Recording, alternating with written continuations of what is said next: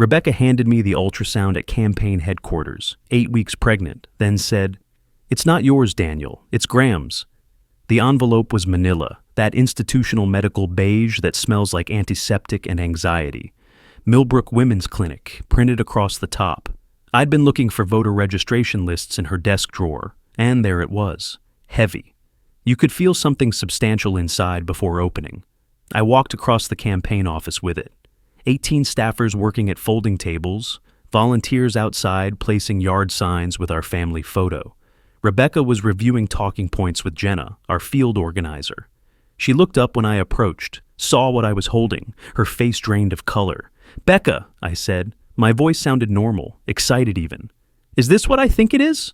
She stood up quickly, too quickly. Jenna looked between us, confused. "Daniel, let me—" "We're having a baby?" The words hung there. 3 volunteers at the next table looked over. One smiled. Rebecca's hands were shaking. She took my arm, guided me toward the back office. The small room where we'd planned strategy sessions, where Graham had drawn out district maps on the whiteboard. Where they'd— She closed the door. "I'm pregnant," she said. 8 weeks. I reached for her hand, smiled. After 12 years of marriage, trying for another child after Sophie, this was— She pulled away. "Daniel." Her voice cracked. "It's not yours." The words didn't make sense. 8 weeks, not mine. I looked at the ultrasound envelope in my hand, the weight of it, the clinic letterhead you could trace with your fingertip. "I don't understand." "It's Graham's." My ears started ringing. Brother, Graham, pregnant. The envelope crumpled slightly in my hand. Through the office door, I could hear phones ringing, volunteers laughing, the sounds of a campaign in full swing. We were ahead in the polls, 51 to 42%. 7 weeks until Election Day. How long? My voice was flat, clinical. 10 months. 10 months.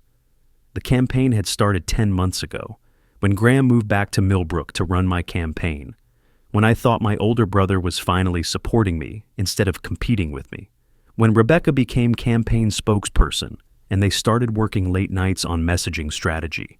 Where? Daniel. Where, Rebecca? She looked at the floor. Different places, the Millbrook Motor Lodge mostly, sometimes the office, after everyone left. The office. This office. Where we were standing. Where I'd written thank you cards to volunteers, where I'd practiced speeches, where I'd believed we were building something that mattered. I opened the envelope. The ultrasound photo slid out. Black and white. That grainy image of something that looked almost human, but not quite. 8 weeks. The paper was cool to touch, still fresh from the printer. Were you going to tell me? I didn't know how. Before or after the election? Silence. You were going to wait, I said. Let me win first. Senator-elect Daniel Mitchell finds out his campaign manager brother got his wife pregnant. Great headline. It wasn't like that. What was it like, Rebecca? Explain it to me. But I already knew. 10 months of late-night strategy sessions. 10 months of Graham and Rebecca leaving together after midnight. Coming back the next morning with coffee and new poll analysis. 10 months of me being grateful they were so dedicated to the campaign. I'd been the mark in my own campaign. I need to get back out there, I said. We have a rally in 2 hours. Daniel, not now. I walked out, put the envelope in my jacket pocket, the ultrasound photo against my chest, right over my heart. 18 staffers looked up. I smiled. False alarm, I said to the room. Just some scheduling confusion. Jenna frowned but nodded. I grabbed my navy blue campaign blazer from the chair. On the lapel, a campaign button. Mitchell, teachers, not politicians. My face smiling up from the smooth plastic. 2,000 of these made. Metal pin on back that clicked when you fastened it. We distributed them at the campaign launch 10 months ago. 10 months ago, the campaign launch had been perfect. September of last year, before the leaves changed. 200 supporters crammed into the high school gymnasium where I'd taught American history for 12 years. Students, parents, former colleagues, signs everywhere. Mitchell for Senate in red, white, and blue. Graham had organized everything. He'd worked in Madison for years as a political consultant. ran campaigns for state representatives, knew the game. When he offered to move home and run mine, I'd almost cried, my older brother finally believing in me.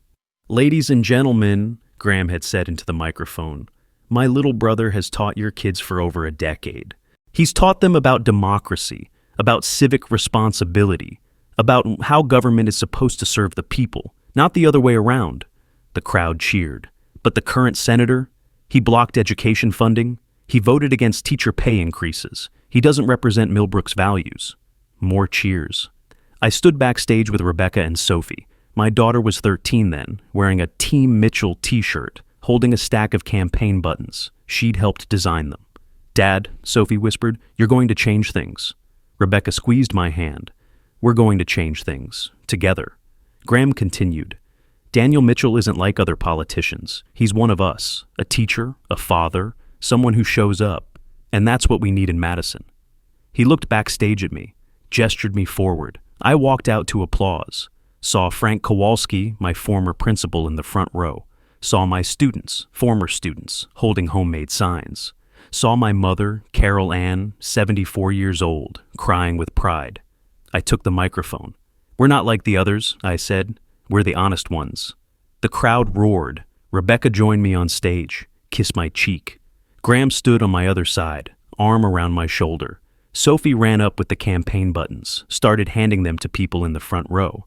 The metal pins clicking, clicking, clicking. A photographer snapped a picture.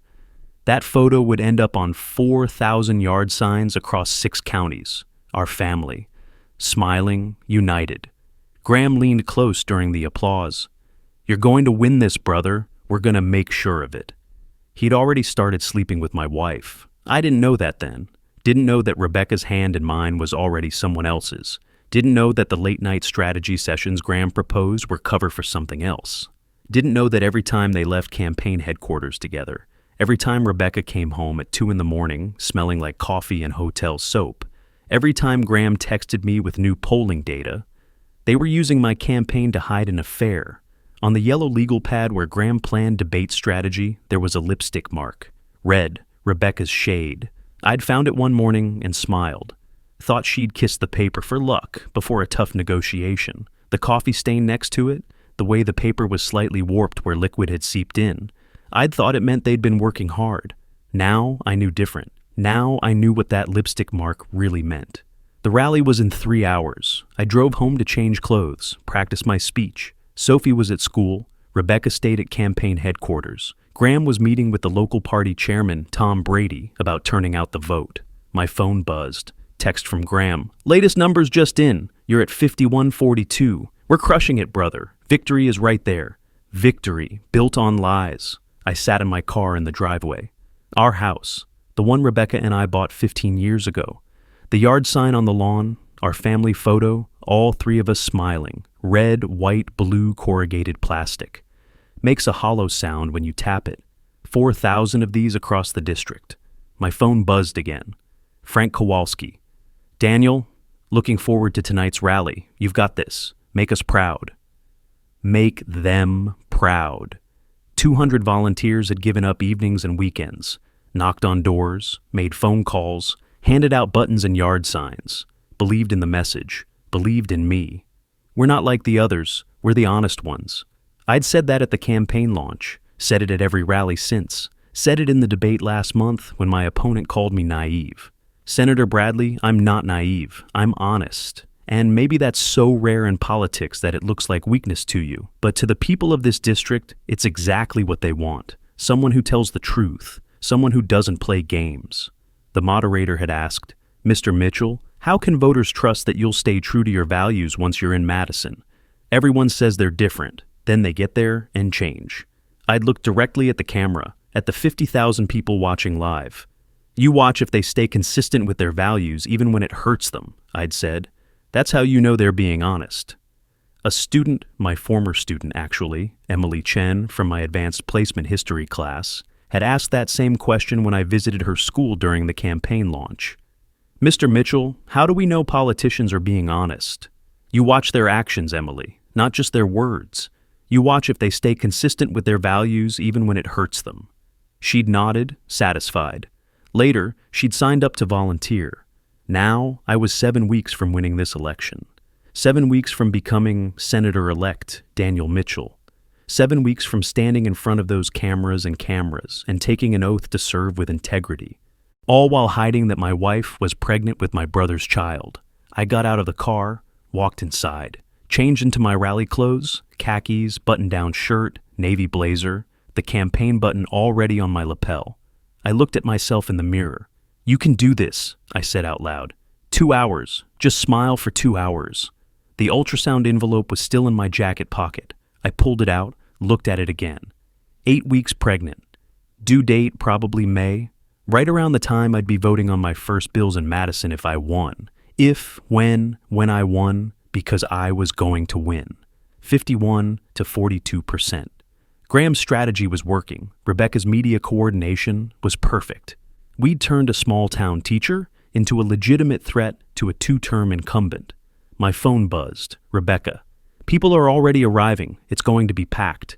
300 supporters expected. Local TV would be there." This was momentum. This was victory forming.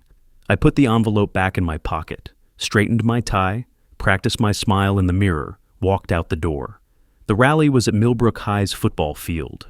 Perfect September evening, warm sun, leaves just starting to turn. The bleachers filled up fast. I stood at the edge of the parking lot, watching people arrive. Families, students, teachers, Frank Kowalski with his wife, Pastor James Wright from Community Church, Tom Brady with a group of local Democratic committee members. My mother arrived with 3 of her friends from the senior center. She waved when she saw me, beaming. Graham pulled up in his truck, got out, walked over. "Daniel, perfect night for this. Look at this crowd." I looked at him, my older brother, 39 years old, always in my shadow when we were kids because I was the likable one, the one people naturally gravitated toward. He'd resented it. Then he'd moved away, become a political consultant, made good money. Came back a year ago saying he wanted to help. "Great crowd," I said. My voice sounded normal. "You ready? I've got your talking points refined. Hit the education funding hard. Mention the new poll numbers. Thank the volunteers, especially the youth group. They've been amazing." "Graham, yeah?" I looked at him, really looked at him, saw my father's eyes, my father's jawline. We looked alike. People always said that. Said we could be twins if not for the age difference. "Nothing," I said. "Just thanks for everything." He clapped my shoulder. "That's what brothers are for." Rebecca arrived then. She'd changed clothes, put on makeup, looked camera ready. Our spokesperson, our media coordinator, the woman who'd stand beside me on stage in front of 300 people and pretend we were still a team. "Daniel," she touched my arm. "We need to talk before—" "Not now. Please, Rebecca, I have a speech to give. We'll talk later." Graham looked between us, frowned. "Everything okay?" "Fine," I said. "Let's do this." We walked toward the stage, a temporary platform set up at the 50-yard line. Jenna was testing the microphone. Volunteers wearing Mitchell for Senate t-shirts were handing out campaign buttons, taking photos. Sophie was there with 3 of her friends, all wearing the buttons, holding signs. She saw me and ran over. "Dad, Mrs. Palmer's entire book club is here, and Mr. Kowalski brought like 20 people from church. This is amazing." I hugged her, felt the ultrasound envelope in my pocket press against my chest. This child right here, this 14-year-old girl who believed in me, who'd spent her summer knocking on doors, who'd told her friends her dad was going to change the world. How was I going to tell her? "You nervous?" Sophie asked. "A little." "Don't be. You're the best speaker ever. Just be yourself. Be yourself. Don't be like the other politicians. Be the honest one." "Thanks, honey." "Oh, Mom," Sophie called Rebecca over. "Can you get a picture of me and Dad before the rally starts?" Rebecca walked over, phone already out. Smiled that spokesperson smile. "Of course, sweetie. Stand close." I put my arm around Sophie. She held up a campaign sign. Rebecca took 3 photos. "Perfect," Rebecca said. "These will be great for social media. Daniel, we should probably—" A volunteer approached. "Mr. Mitchell, they're ready for you." 300 people in the bleachers, local TV news crew setting up, party officials in the front row, students holding my former students' homemade signs. Frank Kowalski took the microphone first. "Good evening, Millbrook. Are we ready to make history? Cheers. I had the privilege of being Daniel Mitchell's principal for 8 years. I watched him transform our history department. I watched him stay late every single day to help struggling students. I watched him coach debate team, sponsor student government, chaperone every dance. This man doesn't just talk about service, he lives it. More cheers. I stood at the side of the stage, Rebecca to my left, Graham to my right. And now, Frank continued, he's going to bring that same dedication to Madison. Please welcome the next state senator from Wisconsin's 23rd District, Daniel Mitchell. I walked on stage to applause, 300 people on their feet. I saw my former student Emily Chen in the third row, holding her phone up to record. Saw Pastor Wright clapping. Saw my mother with tears in her eyes. I took the microphone, smiled. Thank you, Millbrook. Thank you for showing up tonight. My voice was steady, strong, teacher voice. The voice I'd used for 12 years in classrooms full of teenagers who could smell uncertainty. 7 weeks from today, we're going to win this election. Cheers. I could feel Graham behind me, could sense Rebecca at the side of the stage, the ultrasound envelope against my chest. We're going to win because we've run a campaign based on truth, based on serving our community, based on the values that actually matter. I paused, looked out at the crowd. My opponent has been in Madison for 12 years. 12 years of blocking education funding, 12 years of voting against teacher pay raises, 12 years of serving special interests instead of serving you. Applause? I was hitting my marks perfectly. The talking points Graham had prepared, the emotional beats Rebecca had coordinated. But we're different. The crowd quieted, leaning in. We're not like the others. We're the honest ones. The cheers were deafening. Campaign buttons glinted in the fading sunlight. Red, white, blue yard signs waving. My family photo smiling from 4,000 corrugated plastic rectangles across 6 counties. I finished the speech, hit every point, thanked the volunteers, promised to fight for education, for working families, for Millbrook's values. When I walked off stage, people swarmed me. Handshakes, photos, volunteers asking me to sign their buttons. Frank pulled me aside during the chaos. Daniel, are you okay? Yeah. Why? Your hands were shaking the entire time.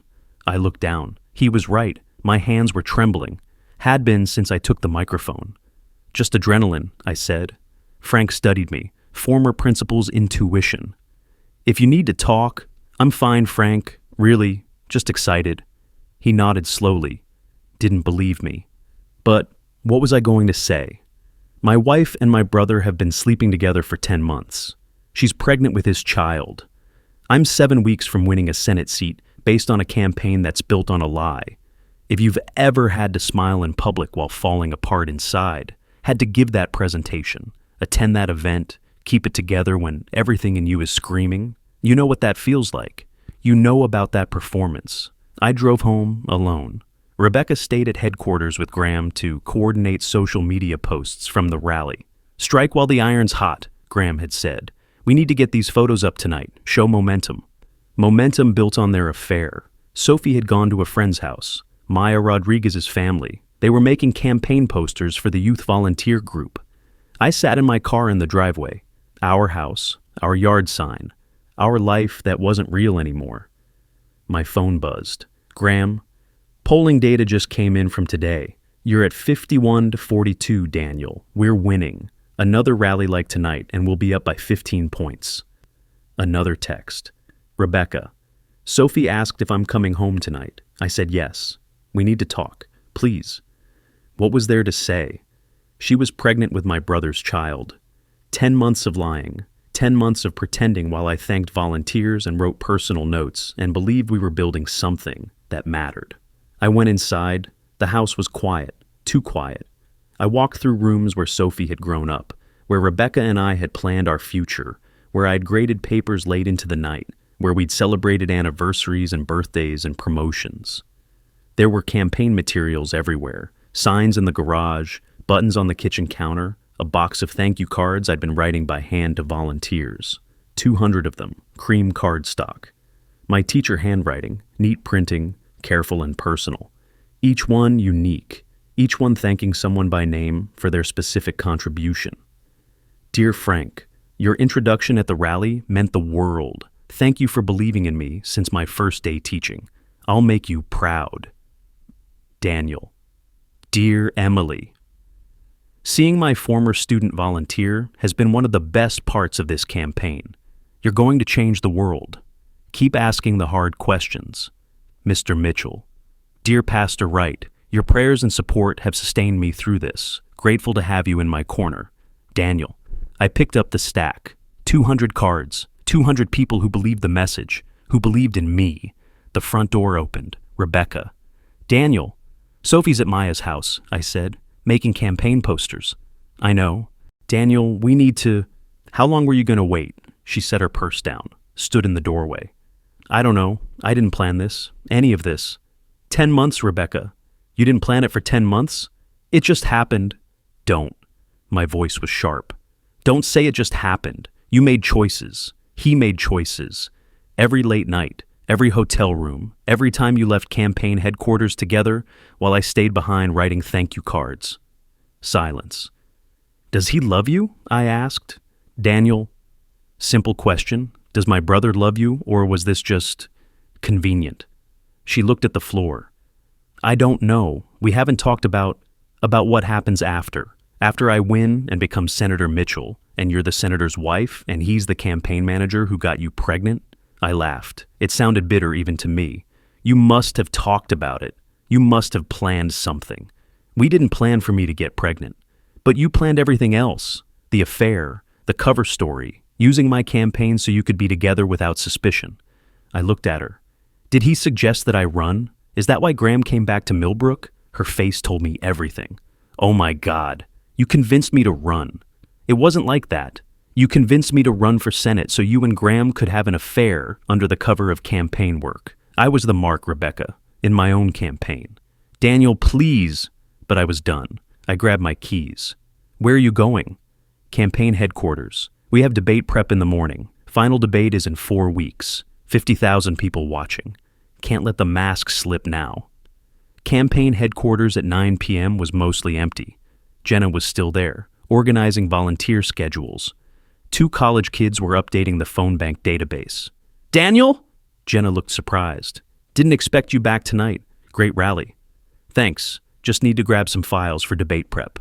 I went to the back office, the small room where Graham had planned strategy, where Rebecca had reviewed media talking points, where the yellow legal pad was still on the desk, Graham's handwriting. Debate prep, final 4 weeks. Coffee ring stained in the corner, and there, on the upper right corner, red lipstick mark. I'd seen it this morning, before I found the ultrasound. Thought it was sweet. Thought Rebecca had kissed the paper for luck. Now I saw it different. Now I knew that lipstick mark wasn't for the paper. It was for him. For Graham. A kiss after the door opened. Graham walked in. Daniel, didn't know you were here. He saw what I was holding. Oh, good.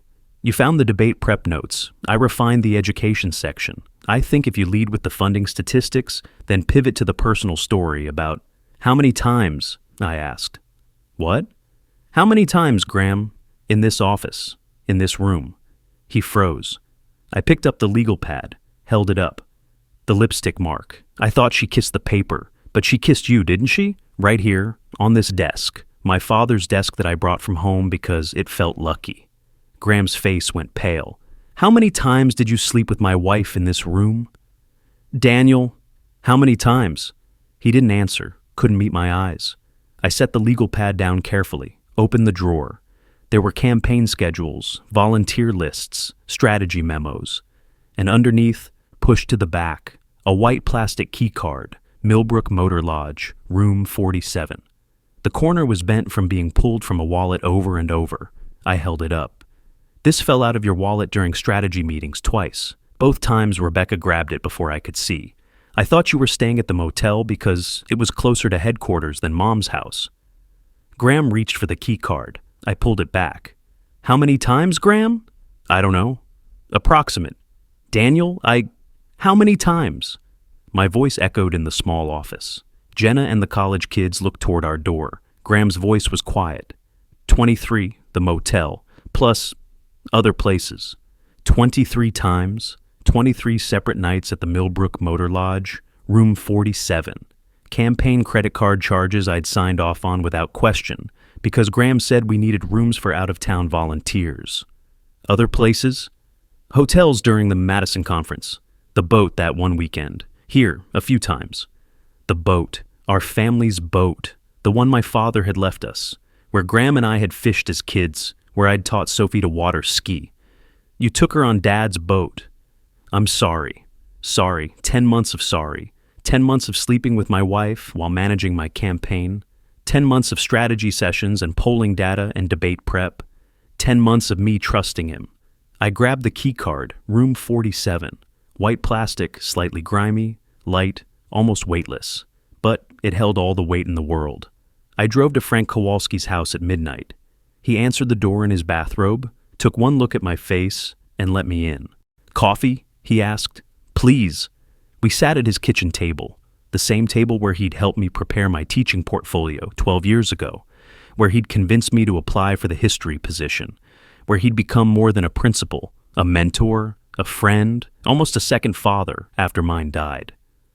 What happened? Frank asked. I told him. All of it. The ultrasound, Graham, 10 months, Rebecca's confession, the motel keycard in my hand. Frank listened without interrupting. When I finished, he was quiet for a long moment. What do you need? He asked finally. I need to know if I'm crazy for thinking about staying in this race. Are you? Thinking about it? Yes. Tom Brady called while I was driving over. Somehow he already heard rumors. Said we need to manage the situation. Said voters don't need to know about personal matters. Frank's expression darkened. Tom said that? He said I'm winning. Said the district needs me in Madison. Said marriages fail all the time, and it doesn't affect legislative ability. And what do you think? I looked at the motel keycard on the table between us. Room 47. White plastic. Evidence of 23 betrayals. I think I spent 12 years teaching kids about integrity, about how democracy only works if we can trust our leaders, about how the founders designed a system that requires honesty.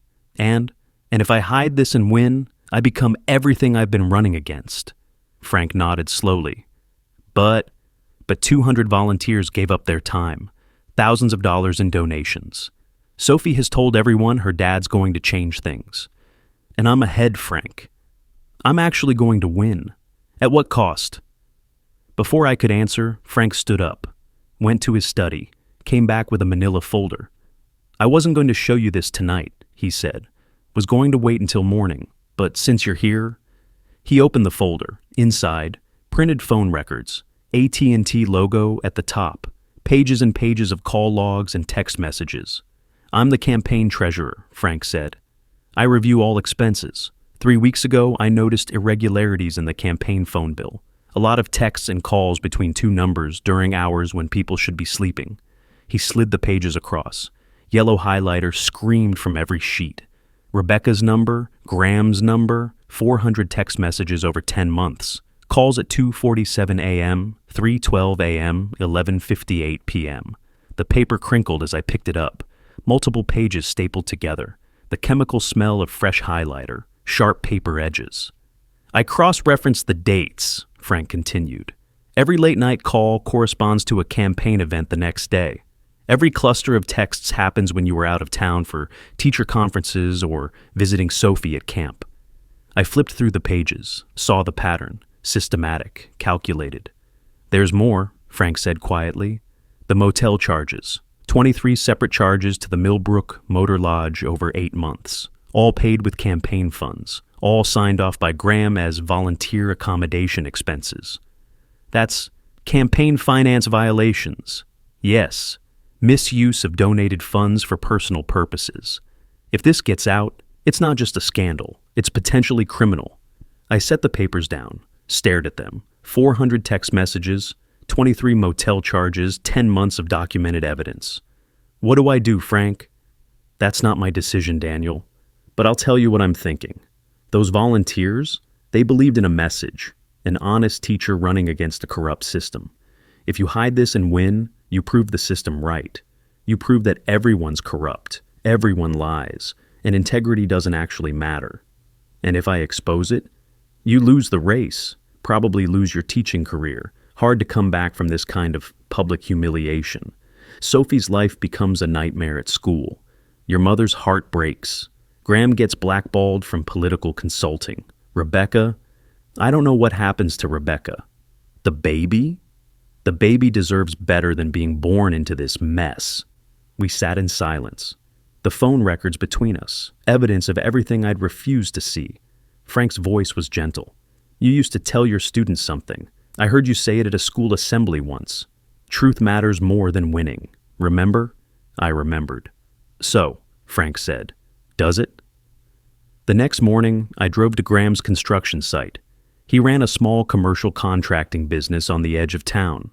3 trucks, a crew of 8 guys, mostly residential renovations. I found him in the yard, reviewing blueprints with his foreman. He saw me coming. His face changed. Can we talk? I asked. Guys, take 15, Graham told his crew. They scattered, knew trouble when they saw it. Graham and I stood in the gravel yard, concrete dust in the air, the smell of sawdust and diesel, his truck behind him with the company logo. Mitchell Brothers Construction. Mitchell Brothers.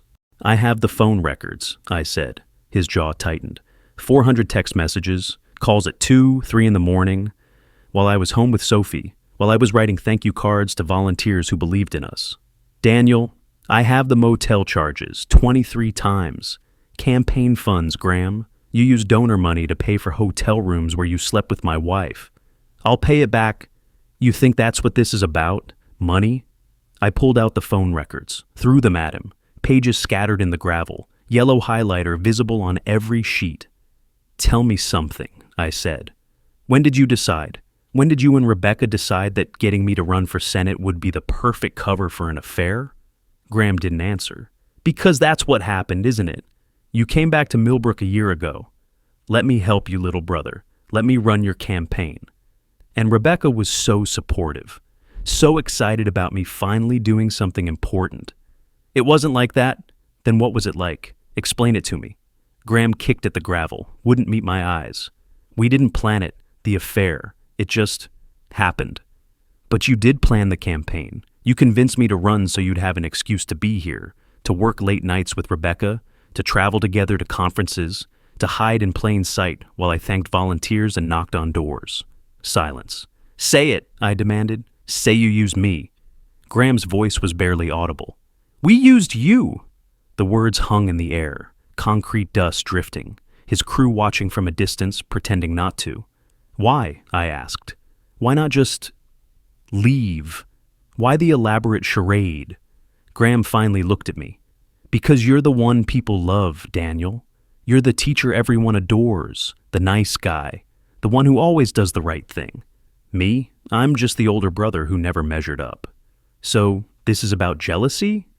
This is about Rebecca seeing me, actually seeing me, not just Daniel Mitchell's campaign manager, not just the guy who handles logistics. She saw me for who I am. And who are you, Graham? My voice was cold. Because the Graham I knew, my brother, he wouldn't sleep with his brother's wife. He wouldn't use campaign donations for hotel rooms. He wouldn't manipulate someone into running for office just to have cover for an affair. People aren't perfect, Daniel. Not everyone's the golden boy. Golden boy? I'm a high school teacher, Graham. I grade papers and break up hallway fights and try to teach kids that integrity matters. That's not golden. That's just normal. Yeah, well, you're good at it. At being normal and likable and trustworthy. Some of us have to work harder. I laughed. It came out bitter. Work harder? You worked hard at destroying my marriage, at betraying every person who donated to this campaign, at making me look like a fool. Graham's face flushed. You think she loved you? You think your perfect marriage was real? I think it was real until you decided it wasn't. She hasn't loved you in years, Daniel, she told me. All those late nights you spent grading papers, preparing lessons, being teacher of the year. She was lonely. She was bored. She wanted more than Millbrook and PTA meetings and being the wife of everyone's favorite teacher. So you offered her what? Senate wife, campaign manager's mistress, a baby born into a scandal? We didn't plan for her to get pregnant. But you planned everything else. I stepped closer. You planned to watch me win this election, watch me take that oath, watch me become Senator Mitchell while you and Rebecca, what? Kept going? How long were you going to wait before telling me? Graham didn't answer. Were you going to wait at all? Or were you just going to let me find out eventually? Let me figure it out when Rebecca was 6 months pregnant and couldn't hide it anymore. I don't know, Graham's voice cracked. I don't know what we were going to do. It's complicated. It's not complicated. You're sleeping with your brother's wife. She's pregnant with your child. I'm running for Senate on a platform of honesty while living a lie. That's not complicated. That's betrayal. One of Graham's crew members started walking toward us. Graham waved him off. What are you going to do? Graham asked quietly. I don't know yet. The election... Don't. My voice was sharp. Don't talk to me about the election. Don't talk to me about strategy or polling numbers or what's best for the campaign. You gave up that right when you decided sleeping with Rebecca was more important than my trust. I turned to leave, stopped. One more thing. Did you ever actually believe in me, in the campaign, or was I always just the mark? Graham's silence was answer enough. I drove away, leaving him standing in the gravel yard. In the rearview mirror, I saw him pick up the scattered phone records, yellow highlighter glinting in the morning sun. My phone buzzed. Text from Tom Brady. Daniel, we need to meet, now. This stays quiet or the race is over. Another text. Jenna. Hey, Lisa Chen called. Said she has information you need to see. Something about hotel footage? Hotel footage. I met Lisa Chen in a parking lot on the edge of town. She was our opposition research analyst, former investigative journalist, who'd worked for the Milwaukee paper before moving to Millbrook with her husband. She got in my car, handed me a small black USB drive. I wasn't looking for this, she said. Was doing standard opposition research on your opponent, but the hotel where we had the Madison conference in September. They have security cameras. When I requested footage of Senator Bradley's team for potential Oppo material, this came too. The USB drive was small, smooth plastic. Clicked in my hand. What's on it? I asked, though I already knew. September 12th, 11:47 p.m., the night of the conference closing reception. You'd left early because Sophie had a school event the next morning. The night Rebecca said she needed to stay for important professional development. The night I went home and made Sophie pancakes for breakfast because her mom was networking late. I need to know, Lisa said carefully. Are you aware that your campaign manager and your wife... I'm aware, she nodded, didn't ask more questions, professional discretion. What do you want me to do with this? Let me see it first. We went to her office, a small room she rented above the coffee shop downtown. She plugged the USB into her laptop. The video loaded, black and white security footage. Hotel hallway, timestamp, September 12th, 11:47 p.m. Rebecca and Graham entered the frame, holding hands, laughing about something. Rebecca's conference badge still around her neck. Graham carrying her overnight bag. They stopped outside, room 1214. Graham set down the bag, turned to Rebecca, put his hands on her waist, pulled her close, kissed her. Not a friendly kiss, not a mistaken kiss. A kiss that said they'd done this before, that said they belonged to each other. Rebecca's arms went around his neck. Graham pushed her against the wall, her fingers in his hair, his hands sliding down her back. They broke apart, breathless, smiling. Graham pulled out a key card, opened the door to room 1214. They went inside. The door closed. The hallway was empty. Timestamp kept running. 11:48 p.m., 11:49 p.m., 11:50 p.m. Lisa stopped the video. We sat in silence. That morning, I said quietly, Rebecca called me at 7 a.m., said the conference had run late. She'd gotten maybe 4 hours of sleep, asked if Sophie got to her event okay. I told her Sophie did great, asked if the networking was worth it. She said absolutely, said she'd made contacts that would help the campaign. Lisa's expression was pained. I'm sorry, Daniel. Don't be. You're doing your job. I looked at the frozen frame, Rebecca and Graham in that hallway. Can you give me a copy? Already on the drive. Thank you. Daniel? Lisa hesitated. I've worked on a lot of campaigns, seen a lot of scandals. This kind of thing, it destroys races. If you want to win, this has to stay buried. Nobody can know. And if I don't want to win, she studied me, then you're a better person than most politicians. But those volunteers who believed in you, they'll be devastated. That message about honest government, it dies with this campaign. Or, I said slowly, it proves the message was real, that I actually meant it. Lisa shook her head. Voters don't reward honesty like that. They reward winning. You expose this, you lose everything. Your opponent wins, gets another 6 years to block education funding, to ignore teacher concerns. Everything you wanted to change stays the same. But at least it's the truth. Truth is expensive, Daniel. Are you willing to pay the price? I took the USB drive, put it in my pocket next to the ultrasound envelope. Evidence of betrayal, proof that my marriage, my campaign, my brother's loyalty, all of it was a performance. I don't know yet, I said. Tom Brady's office was in downtown Millbrook, corner suite above the bank. He'd been party chairman for 15 years, weathered a dozen local scandals, knew how politics actually worked. He poured me scotch without asking. Sit down, Daniel. I sat. I'm going to be direct, Tom said. Graham called me this morning, told me everything, the affair, the pregnancy, the whole mess. Did he tell you about the campaign finance violations, the motel charges? Tom waved a hand. Minor issue, we'll get that cleaned up. Have Graham reimburse the campaign from personal funds. No harm, no foul. No harm? Daniel. Tom's voice was firm. Listen to me. You're ahead 54-39% in the latest poll. You're going to win this race. You're going to go to Madison and do good work for this district. The education reforms you want to pass, the teacher pay increases, the school funding, that all happens if you win. Built on a lie. Built on doing what's necessary to get into a position where you can help people. Tom set his glass down. You think Senator Bradley's marriage is perfect? You think every politician in Madison has a clean personal life? Politics is messy, Daniel, but the work matters more than the mess. He pulled out a document. New polling data, glossy paper, graphs showing my lead growing. 54-39, Tom said. 15-point lead with 7 weeks left. You're going to win by 20 points if you keep your head down and stay focused. One more debate, a few more rallies. Election night, you become Senator-elect Mitchell.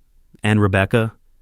Marriage troubles happen. You file for divorce quietly after the election. Nobody needs details. Irreconcilable differences. The voters understand that. Hell, half of them are divorced. And Graham? He steps back from the campaign, takes a lower profile, maybe moves back to Madison after you're sworn in. You never have to work with him again. And the baby? Tom hesitated. That's more complicated. But Rebecca can handle that privately. Adoption, probably. Closed adoption, nobody knows. I looked at the polling data. 54-39. Victory right there. Everything I'd worked for. Everything 200 volunteers had sacrificed for. All I had to do was hide the truth. You're wearing our values, Tom said, pointing to the campaign button on my lapel. Teachers, not politicians. You are that teacher, Daniel. The one kids trusted, the one who changed lives. Don't throw that away because your marriage failed. My marriage didn't fail. It was destroyed by my brother while I was running a campaign about integrity. And you maintain that integrity by winning, by going to Madison and passing the bills you promised to pass, by making the changes you promised to make. Tom leaned forward. You think your opponent has integrity? You think Senator Bradley cares about honesty? He cares about power. And if you drop out or create a scandal, he wins. He gets another 6 years, and nothing changes. The polling data sat on the desk between us. 54-39. 15-point lead. Think about Sophie, Tom said quietly. If this becomes public, her life at school becomes hell. Everyone knowing her mom had an affair. Everyone pitying her. Is that what you want? Sophie, 14 years old, making campaign posters with her friends, telling everyone her dad was going to change the world. My phone buzzed. Text from Sophie. Dad, where are you? I'm home early from Maya's. Can we have dinner? Tom saw me reading it. That's what matters, Daniel. Your daughter, your volunteers, the work you can do in Madison. Not your pride, not some abstract concept of honesty. It's not abstract, I said quietly. It's the foundation of everything I taught for 12 years. And now you teach by example. You show kids that you can survive adversity, that personal problems don't stop you from serving others, that the work matters more than the scandal. He stood up, extended his hand. Stay in the race, Daniel. Win this election. Do the good work. That's what real integrity looks like. I looked at his hand, thought about what he was offering: permission to hide, permission to win, permission to become Senator Mitchell and forget this conversation ever happened. If you were in my position, what would you do? Stay in the race and hide the truth. Protect the campaign, the volunteers, the message about honest government, or walk away and prove that integrity actually matters, even when it costs you everything. There's no right answer. That's what made it impossible. I shook Tom's hand. I need to think about it. Don't think too long. The debate's in 3 weeks. We need you focused. I left without answering. Sophie was in the kitchen when I got home, making herself a sandwich, still wearing her Team Mitchell t-shirt. Hey, Dad! Thought you had campaign stuff all day. Finished early. How was Maya's? Good. We made 30 posters. Maya's mom is organizing a youth phone bank for the last week before the election. Can I help? We'll see. She studied my face. You okay? Yeah, just tired. Campaign's a lot. Is Mom coming home for dinner? I don't think so. She has a media thing. She's been gone a lot lately.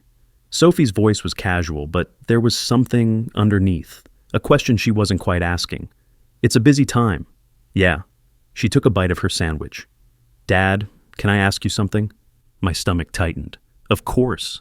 You and Mom, you're okay, right? The question hung in the kitchen. Our kitchen. Where we'd had breakfast together thousands of times, where Sophie had learned to cook, where we'd celebrated birthdays and holidays and normal Tuesday nights. I could lie, should lie, protect her for a few more weeks until I figured out what to do. Why do you ask? Sophie shrugged. Wouldn't meet my eyes. I don't know. You guys seem different lately. Like you're pretending around each other. Kids see everything, even when you think you're hiding it. Things are complicated right now, I said carefully, with the campaign and everything. But after the election, things will be better. You'll have more time. I don't know, honey. Maybe. She set down her sandwich, looked at me directly. Dad, please just tell me the truth. Are you and Mom okay? I opened my mouth, closed it, thought about Tom Brady's advice, about protecting Sophie from the scandal, about waiting until after the election. We're going to be okay, I said finally, no matter what happens. It wasn't a lie, not exactly, but it wasn't the truth either. Sophie nodded slowly, like she didn't quite believe me, but was willing to let it go. Okay, well, I've got homework. Love you, Dad. Love you too, Sophie. She left the kitchen. I heard her bedroom door close. I stood there alone, thinking about lies and truth and what okay even meant anymore. Through the window, I could see our yard sign, the family photo, all 3 of us smiling, red, white, blue plastic. 4,000 of these across the district. What happens to all those signs if the truth comes out? What happens to Sophie when her friends see our family displayed on every street corner, knowing it was all a performance? My phone buzzed, text from Rebecca. We need to talk about Sophie. Can I come home? Another text. Frank. Daniel, you okay? Call me if you need to talk. Another. Graham, I'm sorry. I know that doesn't fix anything, but I am. Sorry. Everyone was sorry, but sorry didn't unsleep with my wife. Sorry didn't unget her pregnant. Sorry didn't unmanipulate me into running for Senate so they could have cover for an affair. I went to Sophie's room, knocked softly. Come in. She was at her desk, calculus homework spread out, campaign posters on her walls, photos of her with volunteers, a framed picture of the 3 of us at the campaign launch, all smiling. Sophie, I need you to know something. She looked up, worried now. Whatever happens with the campaign, with Mom and me, with anything, you're what matters most. Not the election, not the Senate seat, you. Dad, you're scaring me. Don't be scared. Just know that, okay? Okay. I hugged her, held on maybe a little too long. When I left her room, I checked my phone. Another text. From Maya Rodriguez's mom, Linda. Daniel, this is Linda Rodriguez. I need to talk to you about Sophie. It's important. Can you call me? I called. Linda answered on the first ring. Daniel, thank you for calling. I wasn't sure if I should say anything, but Maya is very worried about Sophie, and I think you need to know. Know what? Linda took a breath. Maya told me that Sophie has been upset lately, very upset, crying a lot. And when Maya asked what was wrong, Sophie said she knew something about you and Rebecca, something about your brother. My heart stopped. What do you mean she knew something? I don't know the details. Maya doesn't either. But Sophie told her she's been keeping a secret for about 2 months, that she overheard something, found something. She didn't want to ruin your campaign. 2 months? Sophie had known for 2 months. Linda, can Maya come to the phone? Of course. Maya. A moment later, Maya's voice, 15 years old, scared. Mr. Mitchell? Maya, I need you to be very honest with me. What did Sophie tell you? I promised I wouldn't say, Maya, please, this is important. Silence. Then, she found some papers in your office, like 2 months ago, debate prep notes or something. There was lipstick on them. She thought it was weird. Then later, she heard a phone call. Her mom talking to someone late at night. Saying things that... What things? Things about being together, about the campaign being worth it, about... Maya's voice dropped. About Uncle Graham. Oh God, Sophie knew. And Sophie's been carrying this? My voice sounded strange, distant. Yeah, she didn't want to tell you because the campaign was going so well, and she didn't want to mess it up. She said you were so happy, and she couldn't. She couldn't be the one to ruin it. How is she, Maya? Really? She's not okay, Mr. Mitchell. She cries herself to sleep. She's been having nightmares. She's pretending everything's fine, but she's not fine. I sat down hard. Sophie, my Sophie, 14 years old, knowing that her mother was having an affair with her uncle, keeping that secret to protect me, to protect the campaign, suffering alone for 2 months, while I smiled at rallies and wrote thank you cards and believed I was protecting her. Mr. Mitchell? Maya's voice was small. Is Sophie going to be okay? Yes, I said, though I had no idea if it was true. Thank you for telling me, Maya. You're a good friend.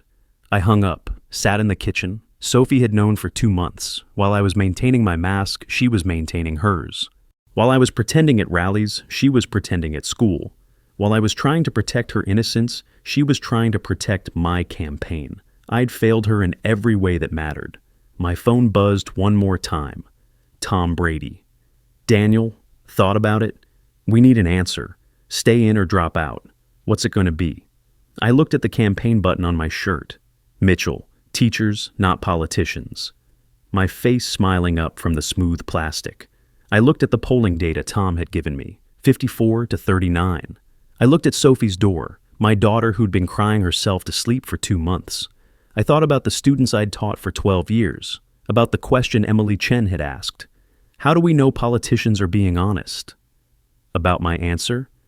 You watch if they stay consistent with their values even when it hurts them. I pulled out my phone, started typing. I called Pastor James Wright at 1 a.m. He answered on the 3rd ring, voice thick with sleep. Daniel, what's wrong? I need your help. Tomorrow. Can you meet me and Sophie at the church around noon? Of course. What's this about? I need to tell my daughter the truth, and I need someone there who can help her through it. Silence. Then, I'll be there. Sophie and I drove to community church in silence. She knew something was coming, kept glancing at me, nervous. Dad, what's going on? We're going to talk, you, me, and Pastor Wright, about some things that have been happening. Is this about the campaign? It's about our family. Her face went pale. She knew. Of course she knew. Maya had said Sophie had been carrying this secret for 2 months. Pastor Wright was waiting in the sanctuary. Empty pews. Afternoon light streaming through stained glass windows. The same church where Sophie had been baptized, where Rebecca and I had gotten married 16 years ago. We sat in the front pew, Sophie between us. Sophie, I started. My voice cracked. I need to tell you something, and it's going to hurt, but I need you to know that I love you more than anything. That won't ever change. She was already crying. I know, Dad. Know what? About Mom, about Uncle Graham. The words hung in the sanctuary. Sacred space, truth spoken aloud. How long have you known? I asked. 2 months. I found debate prep notes in your office. There was lipstick on them, Mom's shade, but they were Uncle Graham's notes. And then I heard Mom on the phone late one night, talking about being together, about the campaign being worth it. And you didn't tell me? Sophie's voice was small. "You were so happy, Dad. The campaign was going so well. Everyone believed in you. I didn't want to be the one to ruin it." Oh, God. My 14-year-old daughter had been protecting me. "Sophie, honey, you didn't ruin anything. They did. Your mom and Graham, not you. But if I'd told you sooner, it wouldn't have changed what they did." I pulled out the ultrasound envelope, the one I'd been carrying for days. "Your mom is pregnant, 8 weeks. The baby is Graham's." Sophie stared at the envelope, her hands shaking. Pastor Wright put a steadying hand on her shoulder. What does that mean?" Sophie asked. "It means your mom and I are getting divorced. It means Graham won't be part of our lives anymore. It means things are going to change." "What about the campaign?" I looked at her, really looked at her. A 14 years old, trying to be strong, trying to hold together a family that was already broken. "Sophie, I need to ask you something. Something I used to ask my students when they faced hard choices." She wiped her tears, waited. "What would you tell your students?" I asked. "If you were the teacher and one of your students asked you whether winning was more important than telling the truth, what would you say?" Sophie was quiet for a long moment. Then, "I'd say truth matters more than winning. Even if it costs everything, especially then, because if you win by lying, you didn't really win. You just pretended better than everyone else." I pulled her close. She sobbed into my shoulder.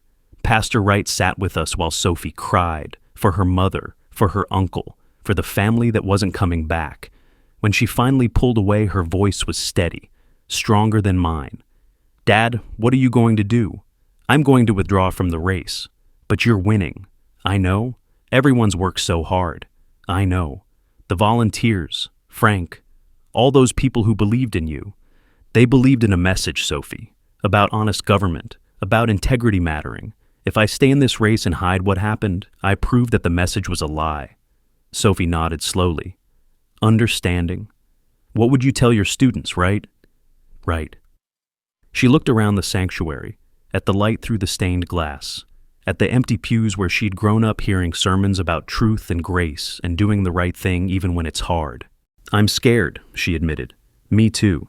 Everyone at school is going to know. Probably. They're going to talk about it, about Mom, about us." "Yeah, but we're still a team, you and me." I remembered her asking that same question 2 months ago, while placing campaign yard signs, before I knew about the affair, before everything fell apart. "Always," I said. "We're still a team, maybe the only team that matters." Pastor Wright spoke for the first time. "Sophie, your father is making a very hard choice. The kind of choice that takes real courage, not the courage to win, the courage to lose for the right reasons." Sophie looked at me. "When will you tell everyone?" "Tomorrow, press conference. I'll keep the details private. Just say there are personal family matters that require my attention. People will speculate, but I won't give them the whole story. That's ours, not theirs." "Will I have to be there?" "Only if you want to be." She thought about it. "I'll be there. Someone should stand with you when you tell the truth." The press conference was scheduled for 2 p.m. Campaign headquarters, local media, state party officials, volunteers who'd given months of their lives. Sophie and I arrived early. Frank was there, Jenna, a handful of core volunteers. They knew something was wrong, could see it in my face. Rebecca showed up, stood at the back. Wouldn't meet my eyes. Graham wasn't there. I'd told him not to come. Tom Brady pulled me aside one last time. "Daniel, you don't have to do this. We can still contain it." "No, we can't. Think about what you're throwing away." "I'm not throwing it away. I'm choosing something else." "Choosing what? Losing?" "Choosing to mean what I said. That integrity matters, that we're not like the others." I walked to the podium, microphones, cameras, 18 staffers who'd worked endless hours, volunteers wearing Mitchell for Senate t-shirts, Frank in the front row, Pastor Wright beside him, my mother, who'd driven in from her senior living community, confused and worried. Sophie stood to my right, put her hand on my shoulder. The room quieted.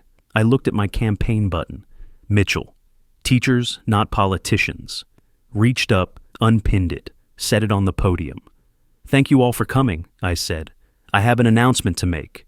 Phones out, recording. This would be all over social media within minutes. 7 weeks ago, when we started this campaign, I made a promise. I promised to run a different kind of race, to prove that honest people can still succeed in politics, to show my students, my former students, that integrity matters more than winning. Pause. The room was silent. Today, I'm keeping that promise. I could see confusion, concern. Personal family matters have come to light that require my full attention. Out of respect for my daughter and my family's privacy, I won't be discussing the details. But I've learned something important over the last few days. I've learned that you can't campaign on honesty while hiding the truth. You can't ask voters to trust you if you don't trust them with who you really are. More confusion. Frank's face showed he understood. Tom Brady's showed anger. So I'm withdrawing from the state Senate race, effective immediately. The room erupted, questions shouted, cameras flashing. Sophie's hand tightened on my shoulder. I raised a hand, waited for quiet. I want to be very clear. This isn't about giving up. This is about staying consistent with my values even when it hurts. That's what I taught for 12 years in the classroom. That's what I told voters during this campaign. And that's what I'm doing now. I looked at the volunteers, the ones who'd knocked on doors in the rain, who'd made phone calls until their voices were hoarse, who'd believed in the message. To everyone who worked on this campaign, you believed in something real. You believed that honest government was possible. That belief doesn't die with this announcement. It lives in every one of you. Keep fighting for it. Just fight for it with someone who can do the job without compromising what we stand for. I picked up the stack of handwritten thank you cards I'd brought, 200 of them, each one personal. I wrote these over the last 2 months, personal thank you notes to every volunteer. You'll get them this week, because even though I'm stepping away, your work mattered, your belief mattered, you mattered. Rebecca was crying in the back, silent tears. I looked at Sophie. My daughter reminded me today of something I used to tell my students. Truth matters more than winning, especially when it costs everything. Because if you win by lying, you didn't really win. Sophie smiled, sad but proud. I wanted to be different from other politicians, I said. I wanted to prove we're not all the same, that some of us actually mean what we say. Staying in this race would have made me exactly like them. So I'm choosing to be different in the way that actually matters. The room was silent now. Even the reporters had stopped shouting questions. I'm sorry I couldn't take this campaign all the way to victory, but I'm not sorry for this choice. Thank you for believing in the message. Please keep believing in it. I stepped away from the podium. Sophie and I walked out together. Behind us, chaos, questions, camera flashes, Tom Brady shouting something about damage control. Outside, in the parking lot, just Sophie and me and the afternoon sun. You okay? I asked. Are you? I don't know yet. Ask me in a few years. She hugged me. I'm proud of you, Dad. Those 4 words, worth more than any Senate seat. The fallout was immediate and brutal. Rebecca moved out within a week, went to stay with her sister in Madison, filed for divorce citing irreconcilable differences. We didn't fight it. The paternity test confirmed what we already knew. Graham's child, due in May. Graham's consulting business collapsed. Nobody in Wisconsin politics would hire him. The party blacklisted him. His clients dropped him.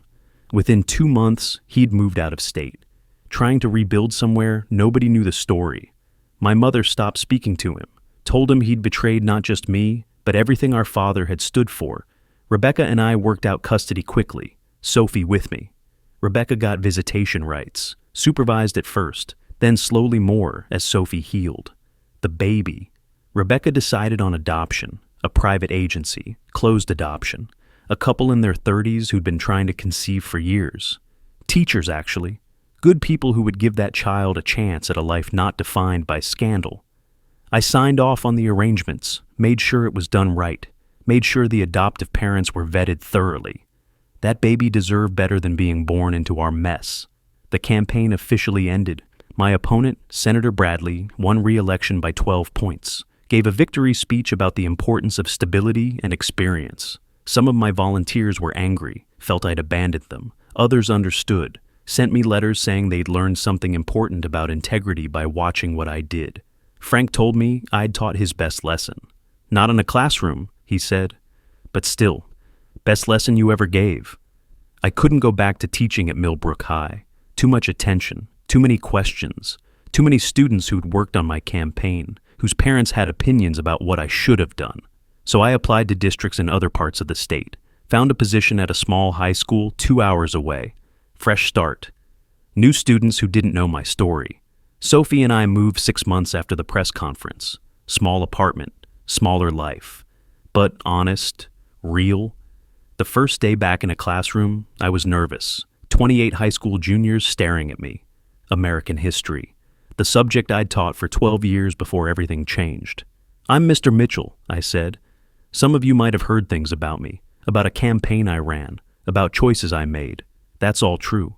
But today we're here to learn about history, about how people in the past made decisions, sometimes good ones, sometimes bad ones, and how those decisions shape the world we live in."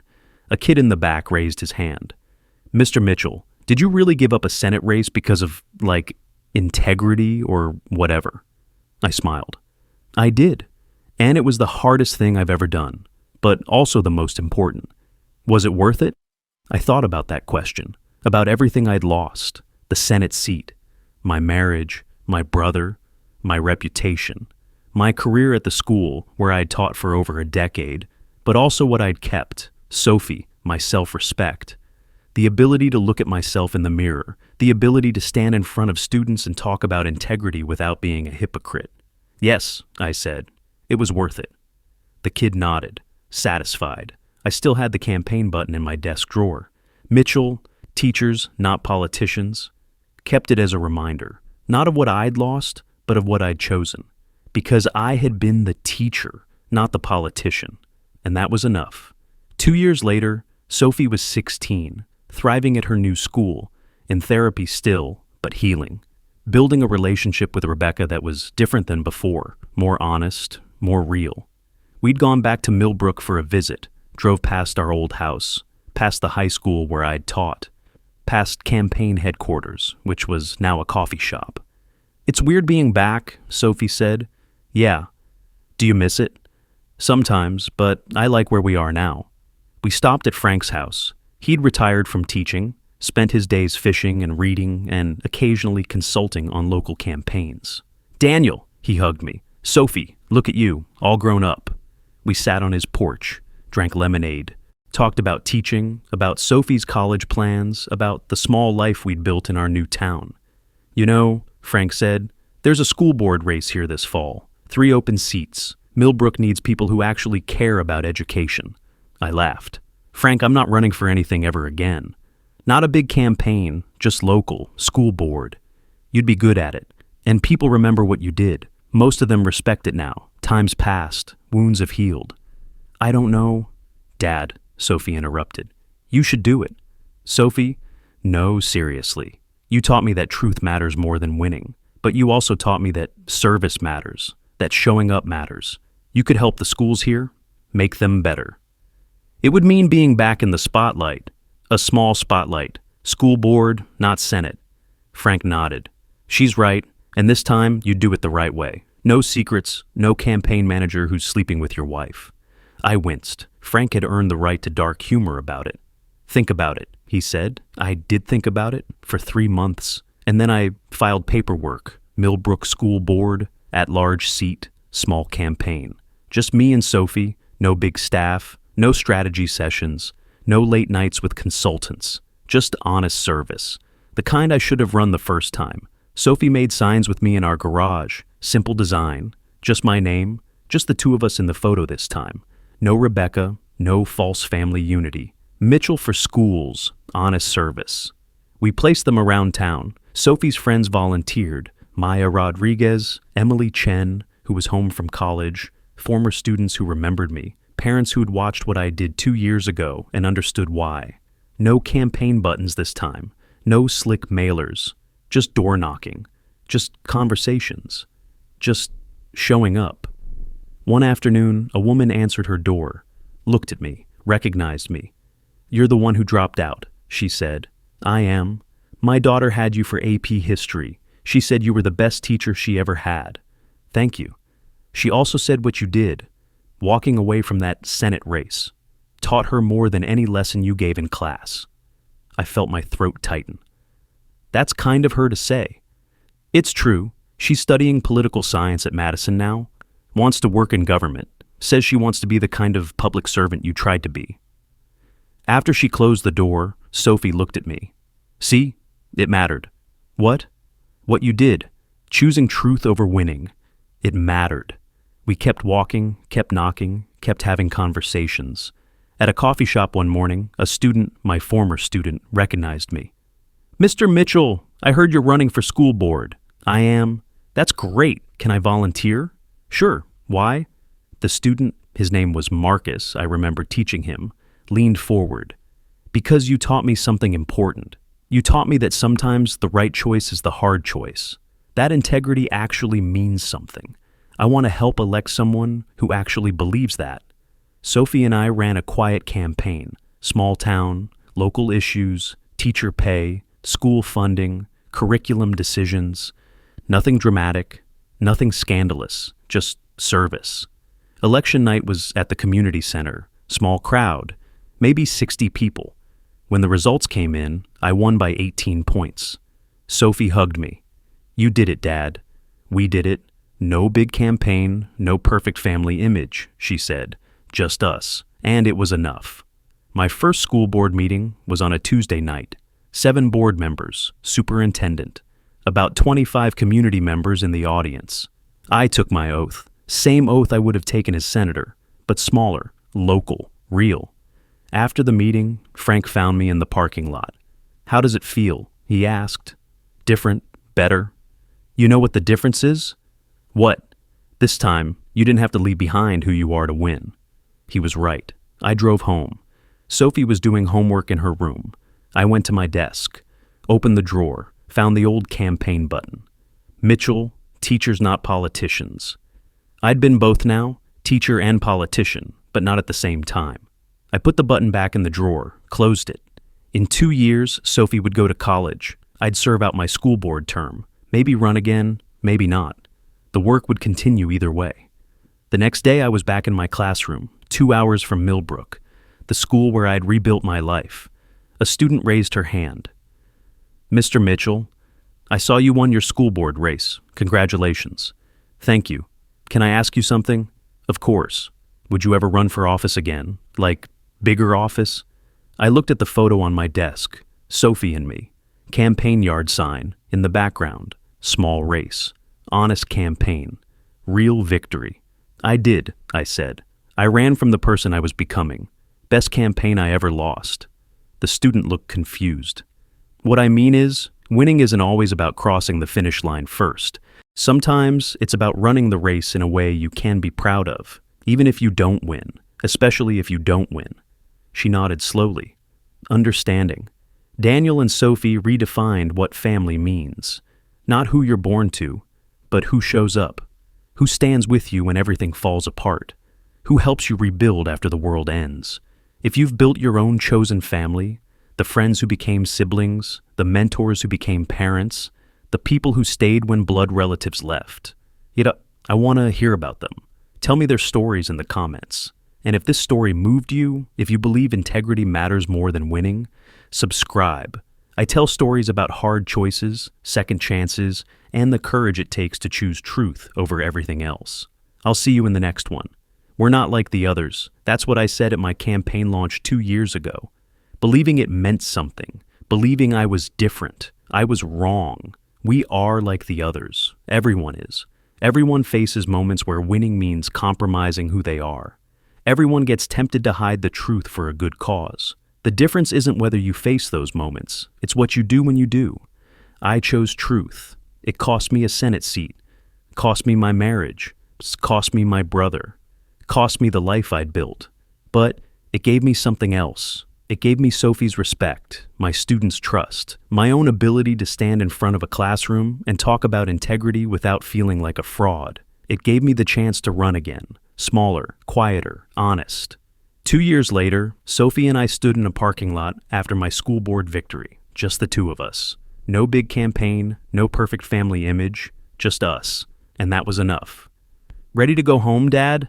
Sophie asked. Home. a small apartment 2 hours from Millbrook, a teaching job at a school where nobody knew my story, a school board seat serving a community that had forgiven me. Not the life I'd planned, but real, honest, mine. Yeah, I said, let's go home. We got in the car. Campaign yard signs still in the back seat. The new ones, just Sophie and me. Mitchell for schools, honest service. She looked at them, smiled. This time we did it right, Dad. This time we did. Because this time we were actually who we said we were. And that made all the difference.